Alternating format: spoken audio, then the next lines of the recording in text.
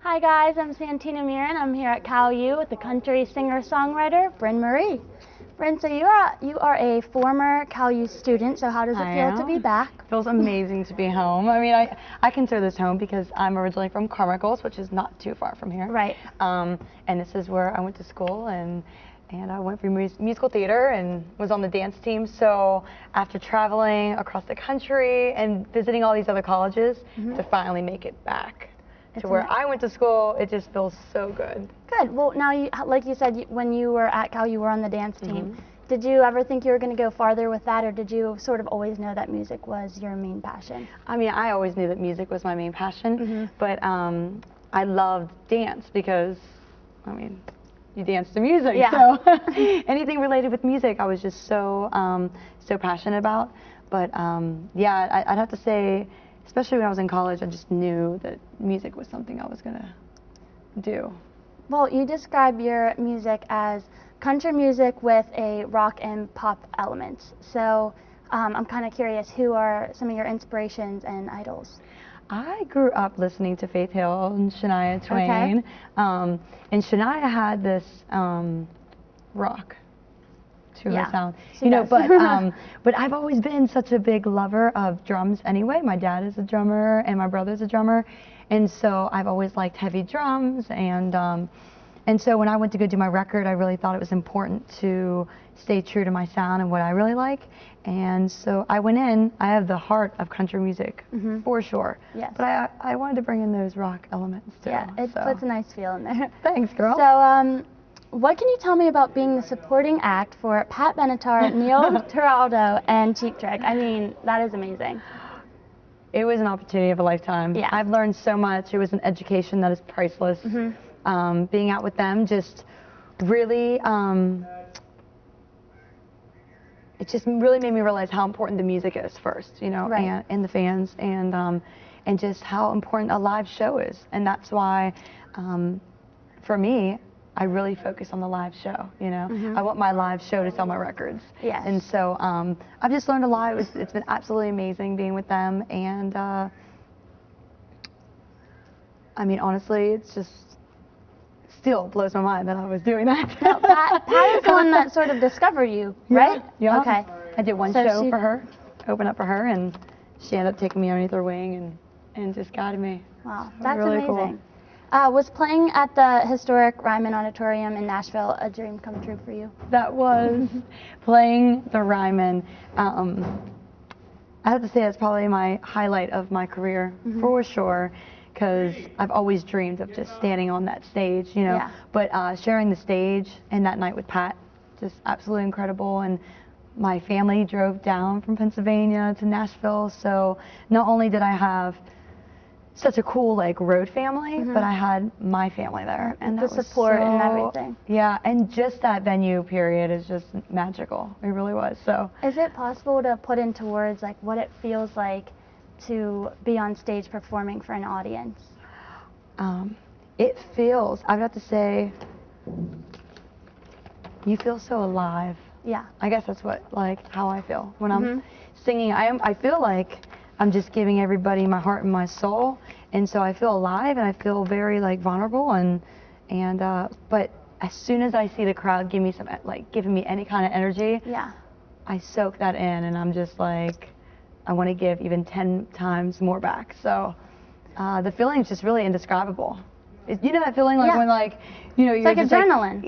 It's just the adrenaline's going. You're having so much fun, and you just want to do it again. After you don't want to stop. It's like your last song, and you're like, no, wait a minute, let's take it back. But I mean, that's what keeps me going, you know, and that's what makes me keep writing songs and going back into the studio. It's just, it's an amazing feeling. Well, since you are an independent artist, you sort of really have that creative license.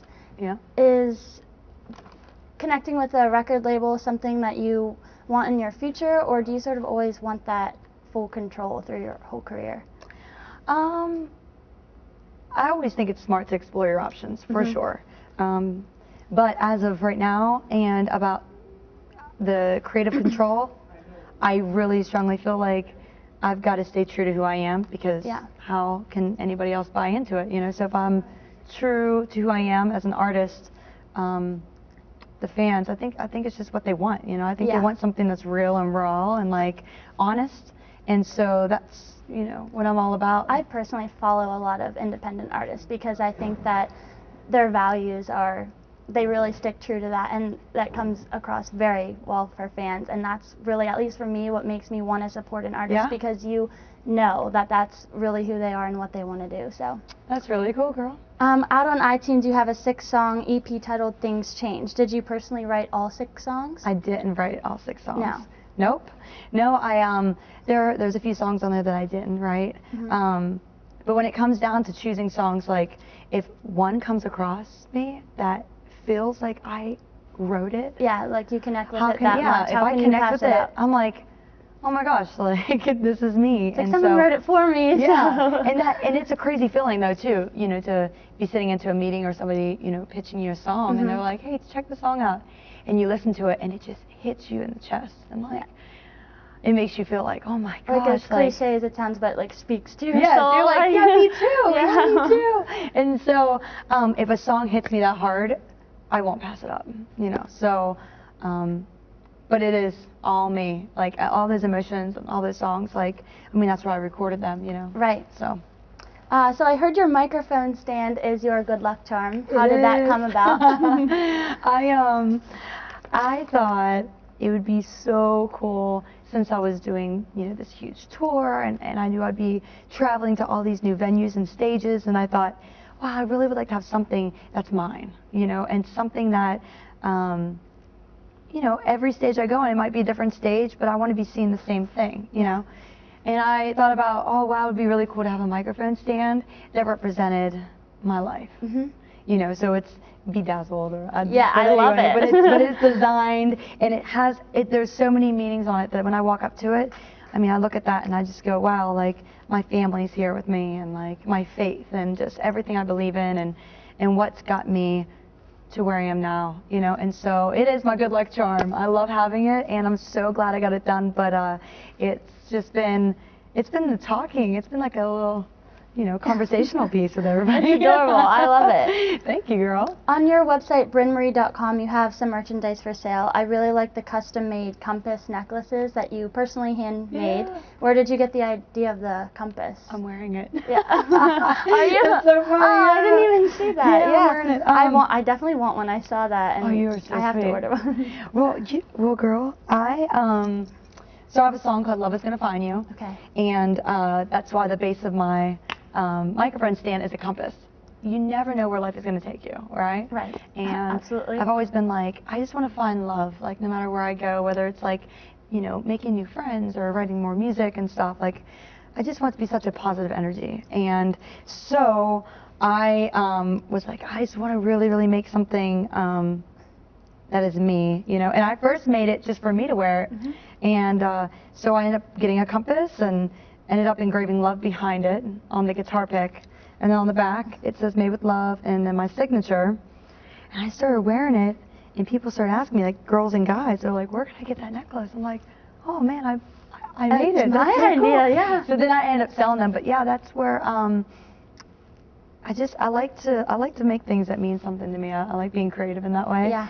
And yeah, so that's the necklace. That's where it comes from, and that's how it ties in with my mic stand. Well, I know you're on doing some touring right now. So besides that, is there anything else you're currently working on, or? Gosh, no. No, I am working on some other things, but it's just been so consistent being out on the road. Yeah. I just got back from Nebraska, and we're about ready to head down. After here, we go back to Nashville, down to Georgia, and then up to Chicago. I mean, it's been nonstop every weekend. But as soon as I'm done with these next few runs, I'm gonna head back into writing, and then probably head back into the studio. So then lastly, what are just some of your goals for your future? My goals is to keep doing what I'm doing, building my family, my band, my team. I've been very blessed and fortunate to have such a tight group of people. So to be able to like keep doing this journey together, it's so rewarding, you know. Every show, it's just another payoff, you know, to all the hard work. So just keep playing and getting people to know my music and get to know who I am a little bit more. Right. And I really want to relay the message to everybody that no dream is too big. I mean, I stood on this stage right here telling you, you know, and I was here doing musical theater and thinking, you know, this is where I was going to be. I mean, I grew up in a small town, and my family stayed in the small town, you know, and like we all like to stay close together. And I always felt like flying away and doing my own thing was really, it was a huge risk. And I just want people to know like anything is possible, because I went from this stage to traveling around the world and playing these amazing venues, with you know. amazing artists with too. amazing artists. And now to see the stuff that is going on is so crazy, but it's like no dream is out of reach, and I just want everybody to know that and go for it, you know. Great. Well, I am very excited to see you perform tonight. I know Thanks, it's going to be a great show, so thank you so much. I really, really appreciate You this. are so sweet. Thank you so much for having me. To keep up with all things Brynn Marie, be sure to check out her website, brynmarie.com, for a list of tour dates, merch, and more. Subscribe to her YouTube channel at youtube.com/user/BrynnMarieMusic. Like her on Facebook at facebook.com/BrynnMarieOfficial, and be sure to follow her on Instagram and Twitter at BrynnMarieMusic. Thank you for watching. Play it.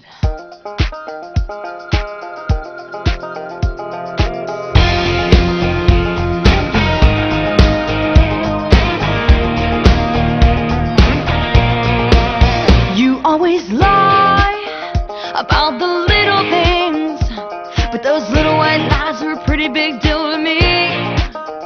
You better think twice about this heart to break it, 'cause I never asked you for nothing, that's all you ever gave to me. You can't give me what I need. Don't you know the sorry's just a word that I've already heard? All your excuses, all your lies, you can't talk your way out this time. Get up off your knees, don't you beg or plead, it's beyond my control. It's like putting a bandit on a bullet hole.